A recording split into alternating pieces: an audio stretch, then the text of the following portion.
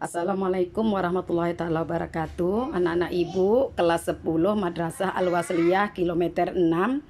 Hari ini kita belajar ekonomi bersama Ibu Saripah Auli Khalid. Yang lalu kita sudah belajar mengenai kebutuhan, macam-macam kebutuhan. Sekarang materi kita adalah barang sebagai alat pemuas kebutuhan. Kita ketahui kebutuhan kita banyak dan beragam dan tak ada habis-habisnya. Alat pemuas kebutuhan yang banyak tadi adalah barang dan jasa.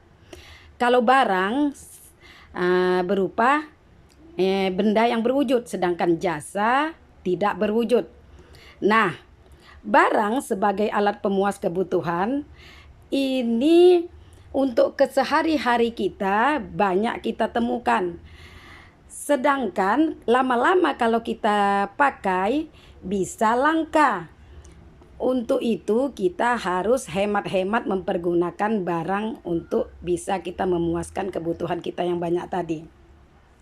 Sedangkan faktor-faktor mengapa barang itu bisa langka, salah satunya adalah peningkatan kebutuhan manusia yang begitu cepat, pertumbuhan manusia yang meningkat. Sudah itu keterbatasan manusia untuk mengolah sumber daya yang ada. Dan lagi yang ketiga, banyaknya sumber daya alam yang rusak akibat keserakahan manusia. Itulah makanya faktor-faktor yang menyebabkan kelangkaan. Nah, sekarang kita bicara masalah barang sebagai alat pemuas kebutuhan. Kita lihat menurut macam-macamnya. Menurut cara memperolehnya, barang ekonomi. Barang ekonomi ini adalah barang yang sehari-hari kita jumpai. Dia jumlahnya terbatas. Untuk memperolehnya kita harus pengorbanan materi. Apa contohnya? Untuk membeli makanan, minuman, pakaian, perabotan, dan lain-lain. Yang kedua, barang bebas. Barang bebas ini banyak di sekitar kita. Untuk memperolehnya tak pala pakai pengorbanan.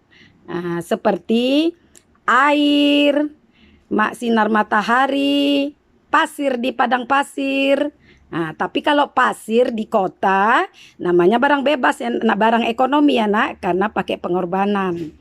Yang kedua, barang menurut kegunaannya, yaitu barang produksi. Barang produksi ini apa nak? Barang produksi ini adalah barang yang memerlukan proses produksi baru bisa dipakai. Misalnya kayu, benang, pasir, batu, dan lain-lain. Sudah itu barang konsumsi. Barang konsumsi adalah barang yang siap kita konsumsi atau kita pakai, kita habiskan. Apa contohnya? Bahan makanan, pakaian yang mudah kita pakai, alat-alat rumah tangga yang sudah kita pakai.